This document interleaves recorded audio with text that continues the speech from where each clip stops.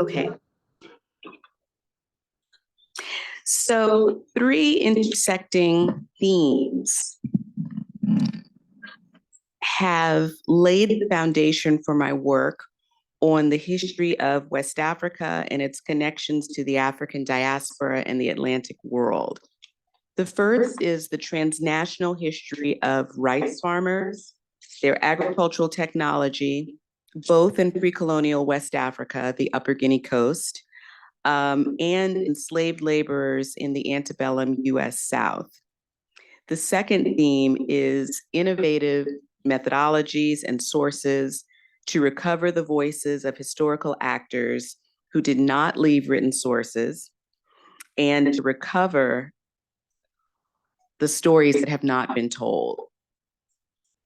The last is public history, and that is what I call taking history off the shelf and putting it on stage, which translates my work to an artistic medium, working with museums, working with artists, etc., to reach audiences beyond my readership. Unfortunately, the third aspect I won't have time to discuss in my talk today. I'm happy to talk more about it in Q&A, but I'm going to tell you a story of the Combahee River Raid, which illustrates the first and second themes and their intersections that have been the foundation of my work for the past 25 years. In her US Civil War pension file, Tubman testified that she was a commander of men, 8 or 9, and participated in many military expeditions behind Confederate lines. On June 2nd, 1863, Harriet Tubman was the leader of a group of spies, scouts, and pilots who piloted the 2nd South Carolina Volunteers up the Combahee River. They freed 756 people in 6 hours.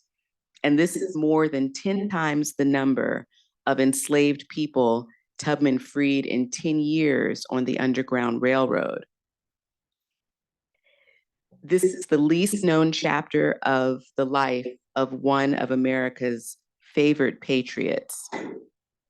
But in addition to Harriet's story, my story will tell the story of the enslaved people who escaped in the raid, what their lives were like in enslavement on the tidal rice plantations from which they liberated themselves before the raid. When I first encountered the story of the Combahee River Raid, and I was really working on 2 other projects, and each project was growing in its own way in opposite directions. And the raid was one thing that connected the 2. I was not sure that there was anything new to be said about Harriet Tubman's life. Her biographers, among them Earl Conrad, Kate Clifford Larson, and Catherine Clinton, had done such a thorough job of researching and writing about her. Then during the summer of 2016, I took a brief trip to the Heritage Library in Hilton Head and acquired all of the pension files they had in their 34th Regiment USCT their collection of that regiment of soldiers. And I looked for the soldiers who were born on the Combahee. Then a few weeks later, I went to the National Archives and requested more pension files.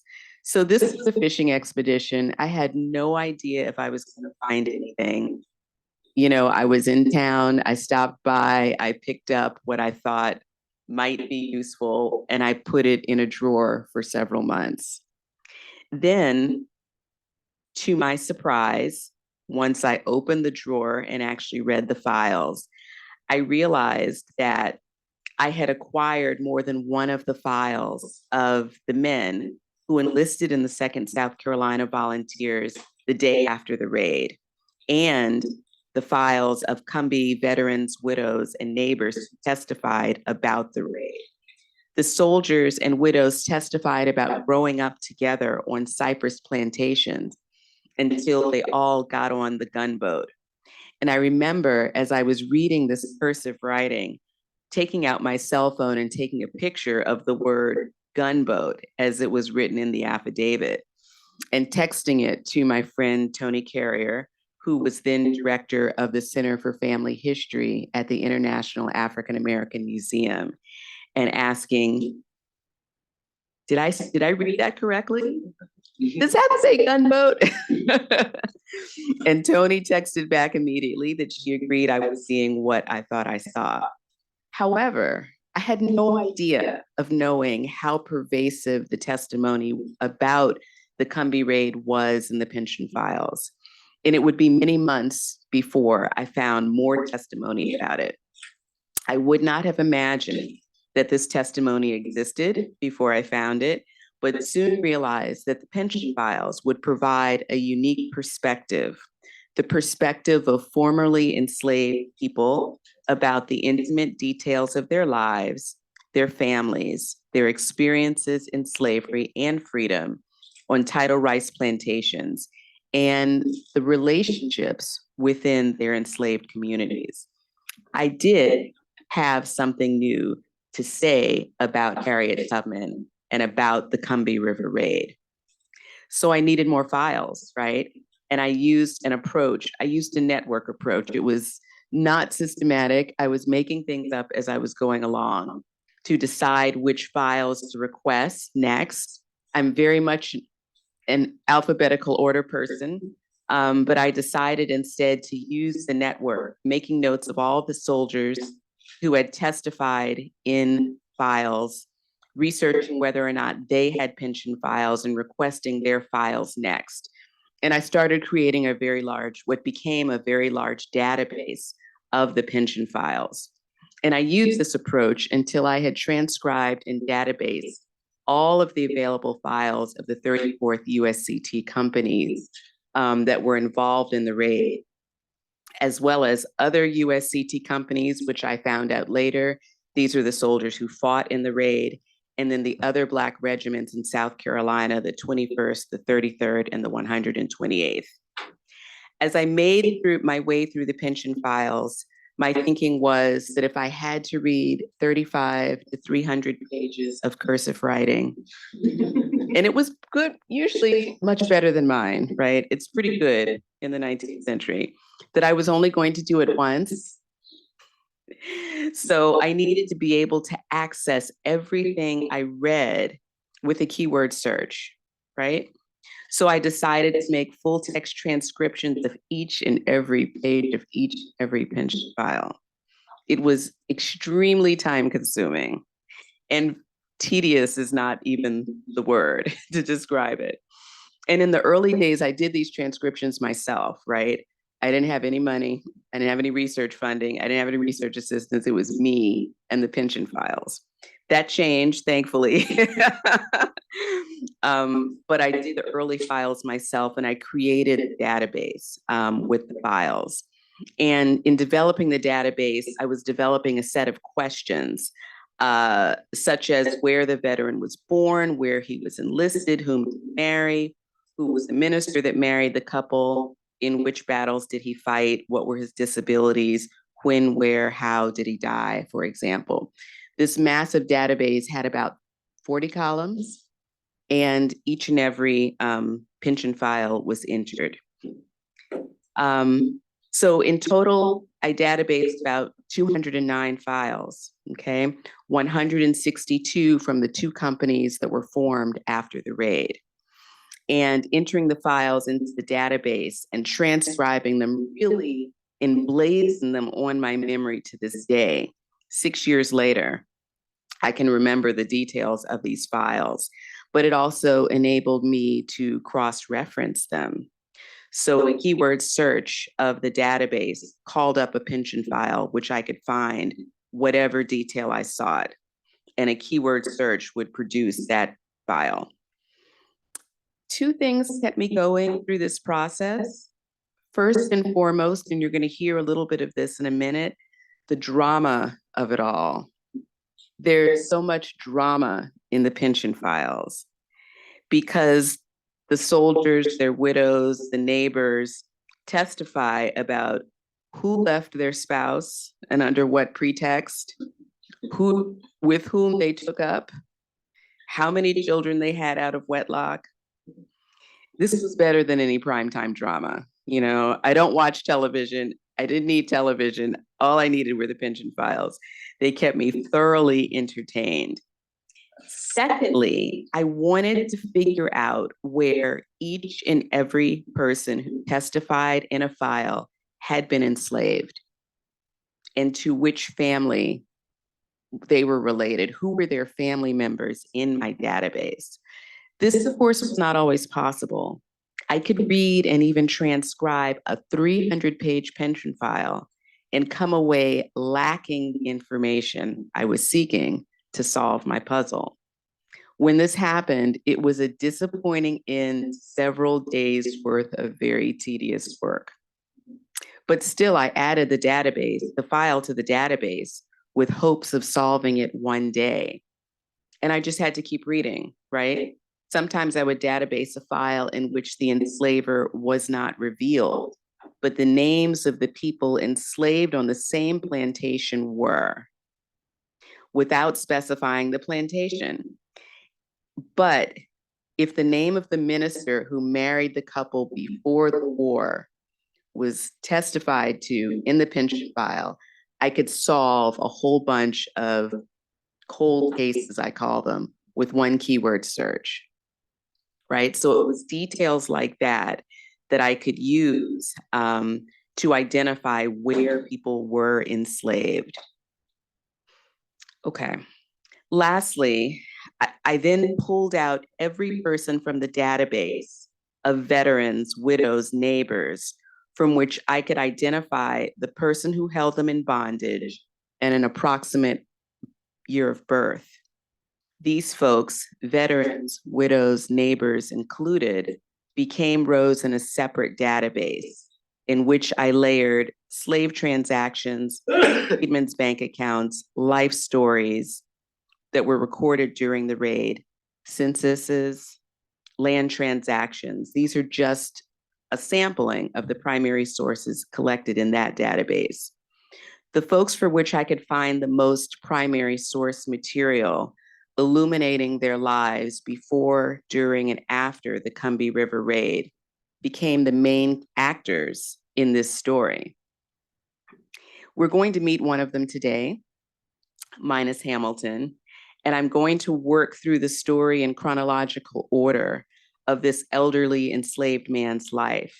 Then I will tell you how I found him and the other enslaved historical actors in my book. Okay. So 2 months after the raid, Minus Hamilton described himself as, quote, very aged man, unquote, when he told his life story to Colonel Thomas Wentworth Higginson, the commander of the 2nd South Carolina Volunteers who recorded it. Quote, I was 88 years old, unquote, he proclaimed. He declared that he knew his age because old Massa Lowndes kept the ages of all the Blacks he held in bondage in a big book. After the enslaved youth came, quote, to the age of sense, unquote, they would mark their own ages down every year. Old Massa Lowndes was James Lowndes, who died in 1839. After the elder James Lowndes died, Minus was listed on his estate inventory as Minus Carpenter 45, 1500, aged 45 years old and valued at $1,500. On Lowndes' estate inventory, Minus was by far the most valuable enslaved person in the estate. Minus's wife, Hagar, was listed directly under him, Hagar 22,500. She was one of the 13 most highly valued women between the ages of 14 and 35, all worth $500, likely valued for their productive labor as field hands and their reproductive labor as mothers, who gave birth to more bondspeople whose lifetime of labor would enrich the slaveholder's family for generations to come. Below Hagar, the couple's youngest daughter, Sibby, 2 years, 150. Then their oldest daughter, Bina, 6, 200, were listed. Edward Rutledge Lowndes inherited minus Hagar, Sibi, and Bina from his father. And Edward Rutledge Lowndes' estate was liquidated after his death in an estate sale in 1853. Notorious Charleston-based slave trader Alonzo White conducted the sale. White advertised the sale in the Charleston Daily Courier 8 times between February 18th and March 8th, 1853, and in the Charleston Mercury twice on March 5th and March 10th. And this is an example of the ad from the Charleston Daily Courier. The advertisement stated that the enslaved people were, quote, accustomed to the culture of rice on the Combahee River, unquote, except during the past 5 years when they were forced to grow Sea Island cotton on Lowndes' plantation. 96 enslaved people, including minus Hamilton's family, were sold. The ledger includes the family grouping, quote, minus Carpenter and Millwright, Hagar, Bina, Harry, Cook, Frank, Sibi, 6 at 680. I'm able to identify the family grouping from testimony in the pension files, in which enslaved people testified to the names of their family members, going back 4 generations. So when I talk about my database, all of this is in the database, going back to the great grandparents of the people who escaped in 1865, as well as their relationships between families within the enslaved community. Hagar, as noted, was Minus's wife. Their daughters, Bina and Sibi, Harry and Frank, who were sold with them, were new additions. Bina testified in a pension claim that she and Harry were married on or about November 1855 at Parker's Place by July Lowndes, a quote colored preacher, unquote. Old head Sanko Vandross, who was likely a contemporary of her father, minus Hamilton, remembered attending her wedding. And Sanko Vandross was present at the time that minus Hamilton's granddaughter, Hagar Mack, was born. Both events occurred on James L. Paul's plantation, which was the plantation next door to Longbrow, where Sanko Vandross was held in bondage. It is fitting that minus Hamilton was sold in the last documented slave transaction among the Combahee families before the Civil War, given that, along with Harriet Tubman, of course, he is arguably the star of my book. I think Minus is the star. I'm sorry, Harriet. Minus is my star. He was sold by the Parker family. As noted, Arthur M. Parker had purchased a lot of 6 enslaved people from Edward Rutledge Lowndes in March of 1853. On December 20th, 1859, he included this lot in the 16 enslaved people he sold to James L. Paul, along with Palmetto Plantation, a tract of land on the Combahee River. Minus Hamilton, his wife, son-in-law, daughter, and granddaughter were all part of this sale. The family grouping is listed as minus 65, Hagar 50, Frank 19, Harry 25, Bina 22. Daughter Sibi, whom Edward Rutledge Lowndes sold to Arthur M. Parker with the family in 1854, was not sold with the family in 1859. And we don't know what happened to Sibi. Hagar, too, was Minus and Hagar Hamilton's granddaughter, and Harry and Bina's daughter. She was sold with the family when they were sold for the second time. She wasn't born the first time. Hagar's Palmetto Plantation became Paul's plantation, and James Paul held 55 people in bondage on the Combahee River at the time of the raid. On June 2nd, 1863, the U.S. Army sailed 3 steam-powered boats from downtown Beaufort through the Coosaw River and up the mouth of the Combahee River.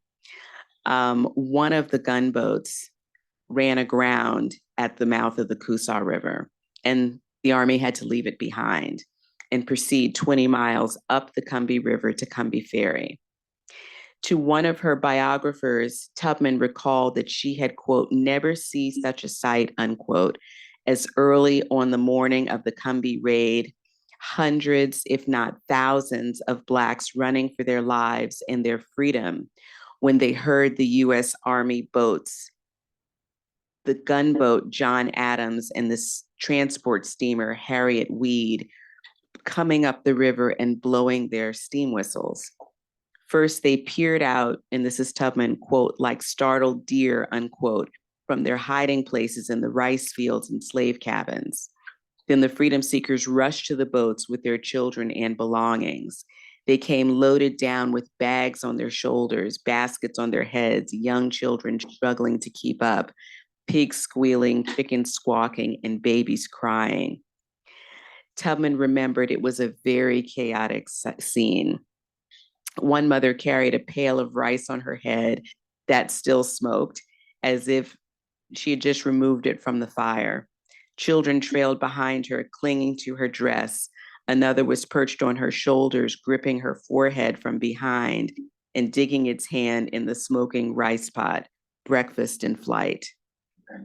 On her back, she carried a bag with a pig in it. Another woman brought 2 pigs, one white, one black. Tubman remembered the white pig was named Beauregard and the black pig, Jeff Davis. She herself carried both Beauregard and Jeff Davis on board the boat so that the woman who was clearly weak from illness could carry her child. Some people fled with twins hanging around their necks. Tubman thought she had never seen so many sets of twins in her life.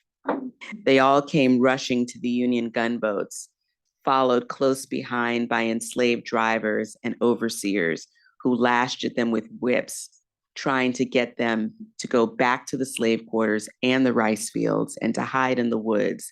Then the enslaved drivers, too, got on the boats. The Union commanders who were white gave the orders for the Black soldiers, as well as those assisting in the raid, including Tubman and her ring of spies, scouts, and pilots, to double quick back to the boats. She ran, tripped on her long dress, and fell. Frustrated, Harriet Tubman tore her garments so that she could move freely. When she got back to the boat, she remembered her dress was little more than shreds.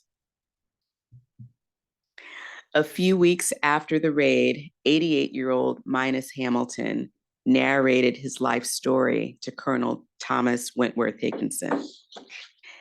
Hamilton remembered an hour or two before day clean, and I quote, "The people was all a hoeing massa. They was a hoeing in the rice field when the gunboat come. Then every man drop him hoe and left the rice. They dropped their hoes and they left the rice. Enslaved laborers stood feet and ankles sunk deep in muck and water between the multi-shade green rows of gestating rice. Water from the stretch flow had been drained off before they were sent in to hoe, but it was impossible to evacuate all of the water, so small amounts remained in the fields. Being underwater for 4 to 6 weeks left the plough mud swampy and quicksand-like. Soft stems of algae growing up between the rows of rice would have felt prickly under their feet and added to the collage of greens. After enslaved laborers put their toes and the ball of their foot down on the ground, then their heels sank deep into the swampy muck. Their heels sank deeper into the swamp with each step they took. The faster they walked, the more they sank down and slipped on the steamed spinach-like algae floating in the water. The melange of sinking muck and slippery algae would have hindered enslaved laborers running through and climbing quickly out of the rice fields and onto the dikes around the rice fields. But once they were able to extricate themselves and their loved ones from the morass, running around the Grand Dike, holding the Combahee River back from the rice fields, was the quickest path to the rowboats and Lincoln's gunboats. Minus Hamilton, who was in the rice fields. And I should say that it's 4 a.m. when the gunboats first arrive at Minus Hamilton, the plantation where Minus Hamilton was enslaved. And he is on the first plantation where they stop and free people. Minus Hamilton, who was in the rice fields, remembered that the overseer stood in the rice fields and called the enslaved field hands working there to run to the woods and hide. He said, "Run to the wood for hide." He told them the Yankees had finally come and would sell them all to Cuba. They must immediately run for hide. But Hamilton and the enslaved laborers working near him did not feign attachment to the enslaver or obedience to the overseer. Instead of following the overseer's directives and running to the woods to hide, they did the opposite of what they were ordered to do. Quote, "Every man run by him, and my God, run all the other way," unquote. The overseer, like Joshua Nichols, and Nichols is a neighboring planter and enslaver who wrote his account of the raid as a letter to the editor. And this letter was published in the Charleston Mercury. And he says that he ran to the woods alone. Well, from his hiding place, he looked, okay, and said that the overseer is hiding and said he would peep, okay, back at the enslaved people. And he looked, peep, peep. Okay. He was afraid to trust. He was afraid to trust. He demanded the enslaved people one last time, "Run for hide." The bondspeople over whom the overseer held the power to work and torture to death utterly disregarded his authority. Minus Hamilton remembered, every man run by him, and they ran for their lives straight to the boat. Hamilton ran to the boat with his wife, daughter, son-in-law, young granddaughter. He likely considered himself lucky, blessed to live long enough to see Black soldiers. To Hamilton, these young, proud, Black, formerly enslaved men were, quote, "the Black soldiers so presumptuous," unquote, because they came to confront enslavement and enslavers head on. And if anyone wants to talk about creolization and Creole linguistics, in this particular example, Colonel Higginson records Hamilton's account in perfect Gullah. Okay. And I suggest that Hamilton might have been first generation born in the US colonies because he very pristinely preserves this LR alternation in his speech consistently. So these Black soldiers that Hamilton is just in awe of disembarked the Yankee gunboats and came right ashore, wearing the US Army issue blue coats and pants and carrying loaded muskets. The young, strong Black men stood tall with their proud backs straight and, quoting Minus Hamilton, held their head up, unquote. They had all been formerly enslaved like him. Some had liberated themselves after the November 1861 Battle of Port Royal. Others had only been free for a week before the raid took place. But they went to work destroying the manifestations of wealth Combie enslavers had starved, whipped, and exploited from the Black people they held in bondage. With animated gesticulation, Hamilton told Colonel Higginson that what he saw after the 2nd South Carolina volunteer soldiers left the Yankee gunboat, quote, "First thing I know," unquote, they went to the slaveholder's barn where he stored his rice that his enslaved labor force had harvested the previous year. Hamilton described 10,000 bushels of rough rice, unquote, and lit it on fire until the barn and the rice were, quote, all in a blaze, unquote. The Black soldiers, so presumptuous, did not stop at the barn in confronting the institution of enslavement and enslavers.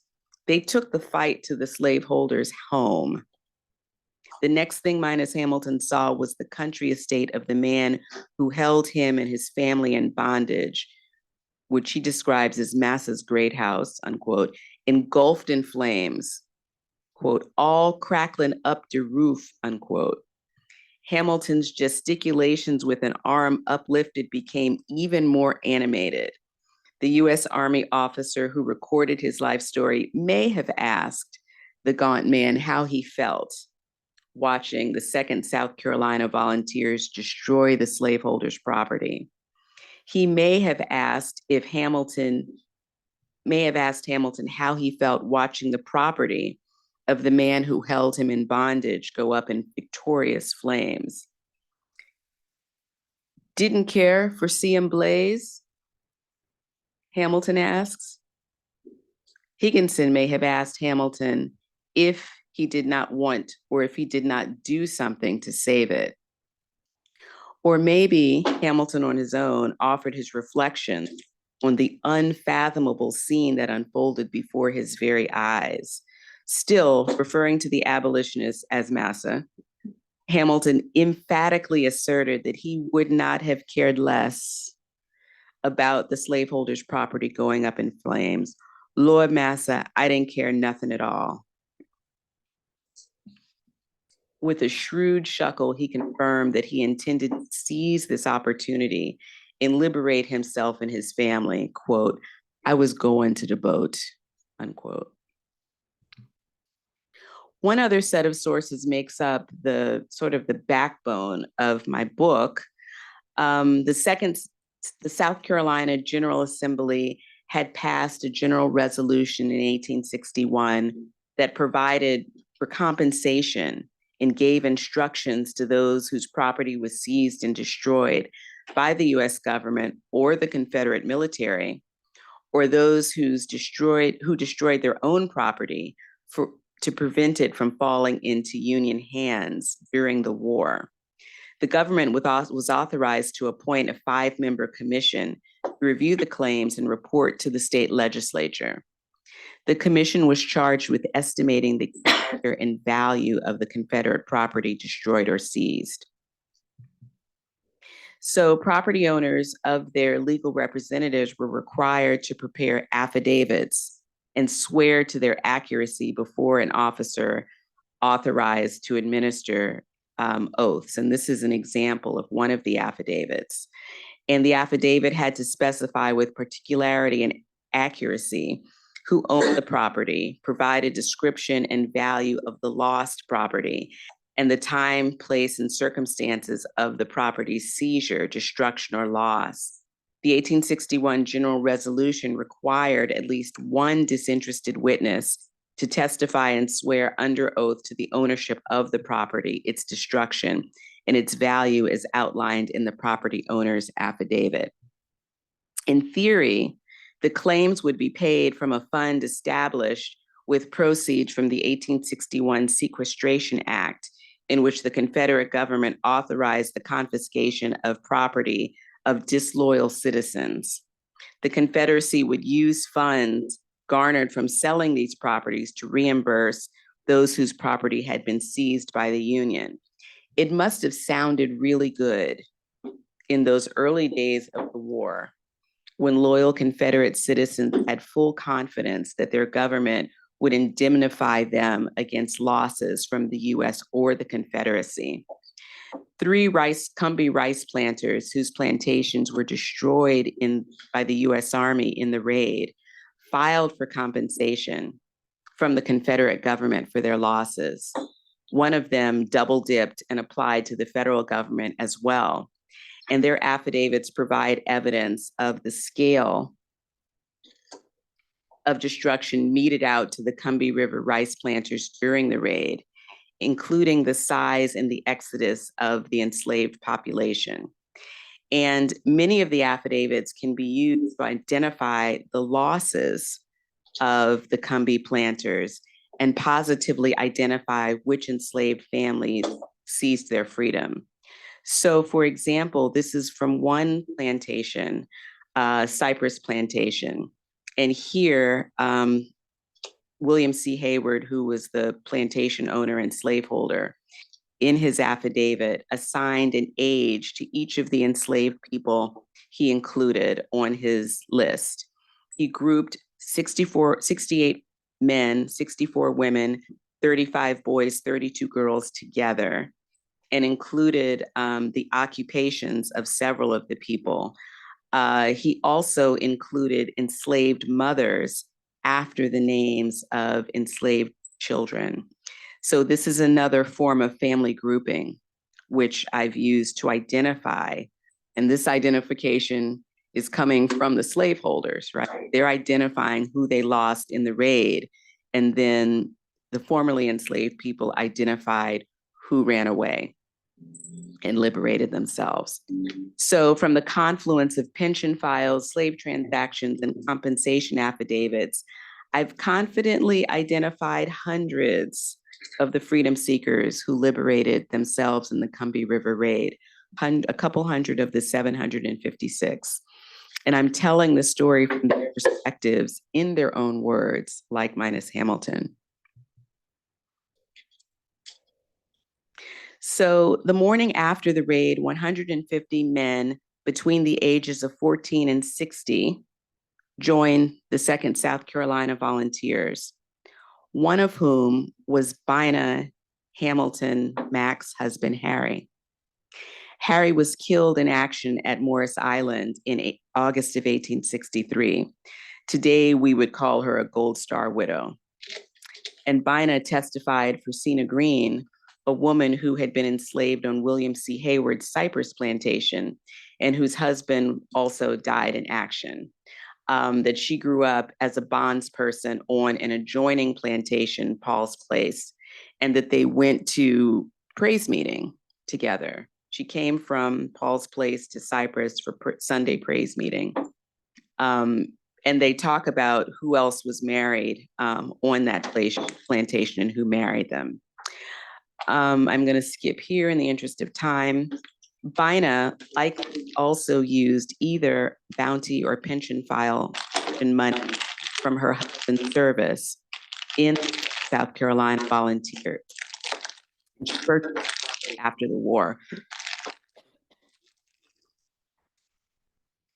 There is no record of Vansina's father, Minus Hamilton's death, but he's not listed in the 1870 census or in subsequent censuses. So he likely died after the war, maybe during the war, but certainly by 1870. And he would have been 95 in 1870, assuming that he actually was 80 when the Combee raid happened. One of my proudest moments was finding Minus Hamilton's family. I had a set of assumptions based on what he said about Old Master Lowndes. I assumed that this was actually Charles T. Lowndes, whose plantation was destroyed in the raid. And I spent a lot of time, and research assistants spent a lot of time looking in Charles T. Lowndes' papers and slave transactions, only to find eventually that it was actually Charles T. Lowndes' uncle. I thought it was his father. I thought it was his grandfather. It was actually his uncle.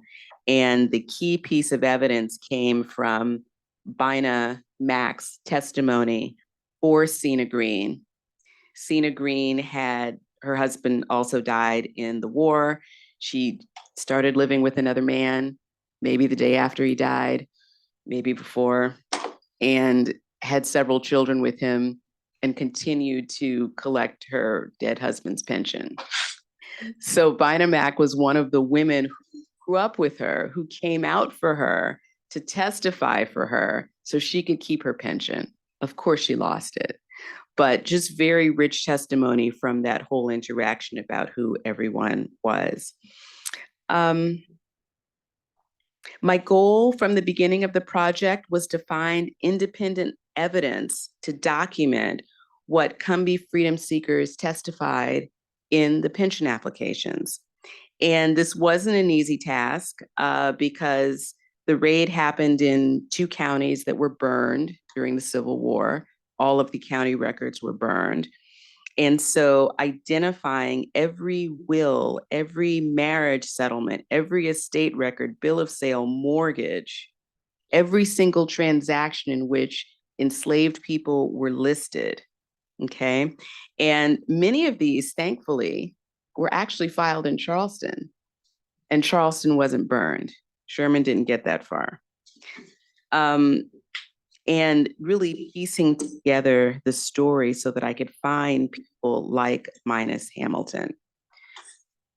Okay, the Combee freedom seekers' acts of liberation and self-liberation and liberation erased their own traces and destroyed the planters' historical record.